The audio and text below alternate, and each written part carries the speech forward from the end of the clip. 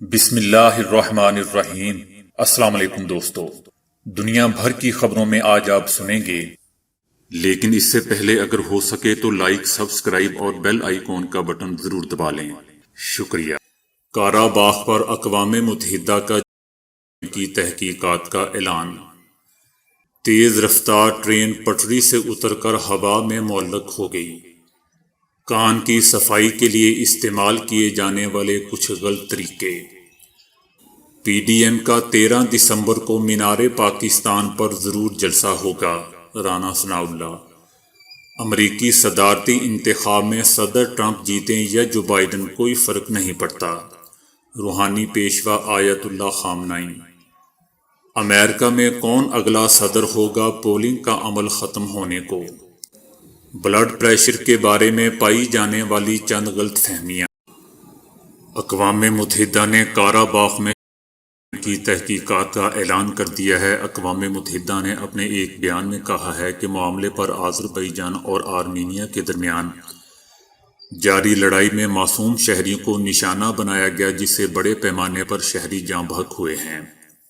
اقوام متحدہ نے دونوں ممالک سے شہری علاقوں پر حملے روکنے کا مطالبہ کیا ہے۔ اقوام متحدہ کے مطابق شہریوں پر حملے بین الاقوامی قوانین کی کھلی خلاف ورزی ہے اور یہ جرائم ہے۔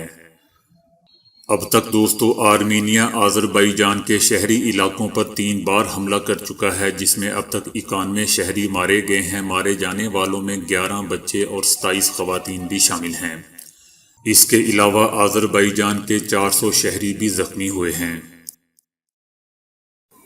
ریلوے ٹرین کا ہوا میں جھولنے کا واقعہ یورپی ملک نیدرلینڈ میں پیش آیا ہے، جہاں ایک لوکل ٹرین موڑ کاٹتے ہوئے پٹری سے اتر گئی۔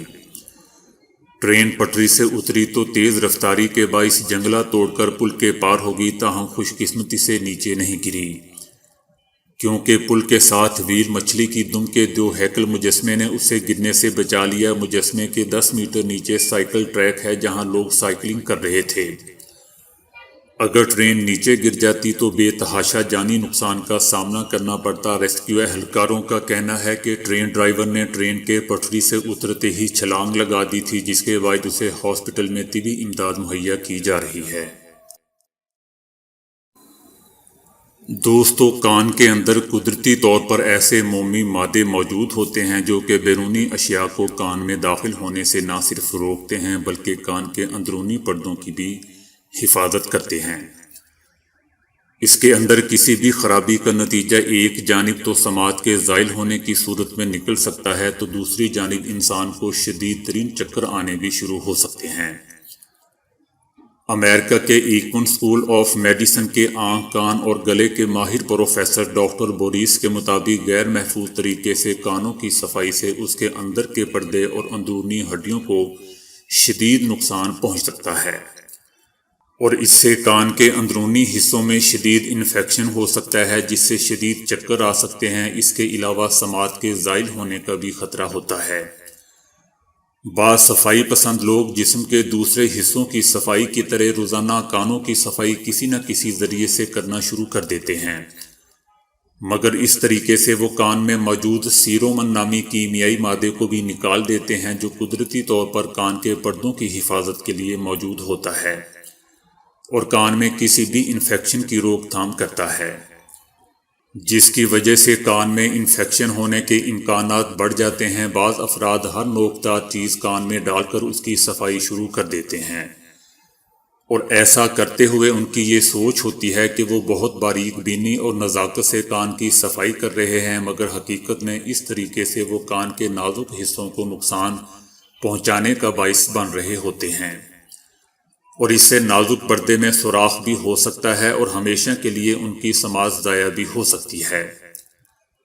پانی کی سرنج کا استعمال عام طور پر اس طریقے کو لوگ محفوظ ترین طریقہ سمجھتے ہیں۔ اس میں قلیل مقدار میں کان میں پانی ڈال کر روئی یا کسی نرم کپڑے سے کان کو صاف کر دیا جاتا ہے، مگر دوستو کان میں نمی رہ جانے کی صورت میں یہ طریقہ کار بھی انفیکشن کا باعث بن سکتا ہے۔ کان کی صفائی کا درست طریقہ اللہ تعالیٰ نے کانوں کی قدرتی طور پر صفائی کا انتظام کر رکھا ہے۔ ایک صحت مند انسان جب کھانا چباتا ہے تو کانوں کا میل اس کے جبڑے کی حرکت کے سبب باہر آ جاتا ہے، جس کو نرم کپڑے سے صاف کر کے نکالا جا سکتا ہے۔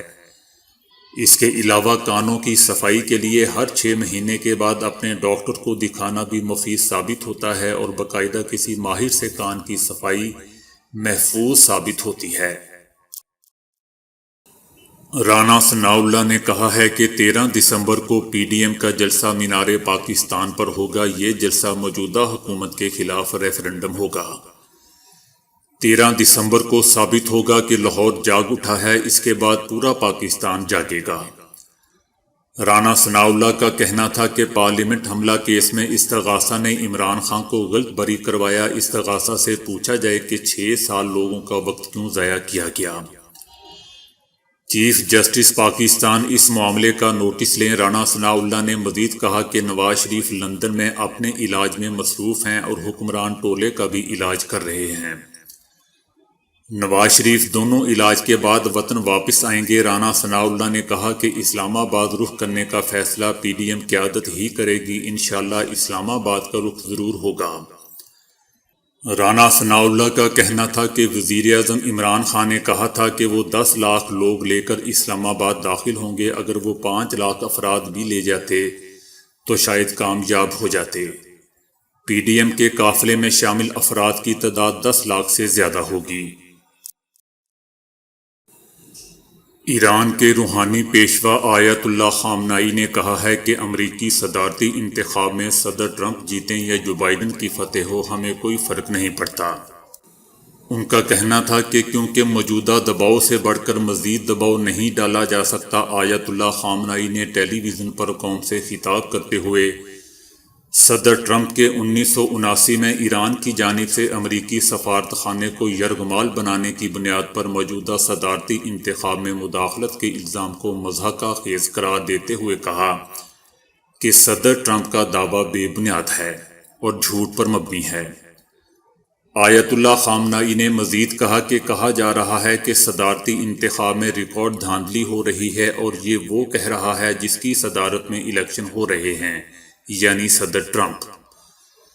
ان کا مزید کہنا تھا کہ انتخابات ٹرمپ جیتیں یا جو بائیڈن کوئی فرق نہیں پڑتا، کیونکہ صدر ٹرمپ کی ایرانی خام تیل کی خریدنے کی عالمی پابندی کے بعد ایرانی معیشت کو جتنا نقصان پہنچایا جا سکتا تھا پہنچا دیا گیا ہے، اور اب اس سے زیادہ کچھ بھی ممکن نہیں ہے۔ ایران کے روحانی پیشوا نے جو بائیڈن کے اس بیان پر کہ وہ ایران کے عالمی طاقتوں کے ساتھ 2015 کے جوہری معاہدے پر دوبارہ شمولیت اختیار کرنے پر غور کریں گے، انہوں نے اس پر تبصرہ کرتے ہوئے کہا کہ ہماری پالیسی کی وجہ سے اب امریکہ عالمی معاہدے میں شامل ہو یا علیحدگی اختیار کیے رکھے، کوئی فرق نہیں پڑتا۔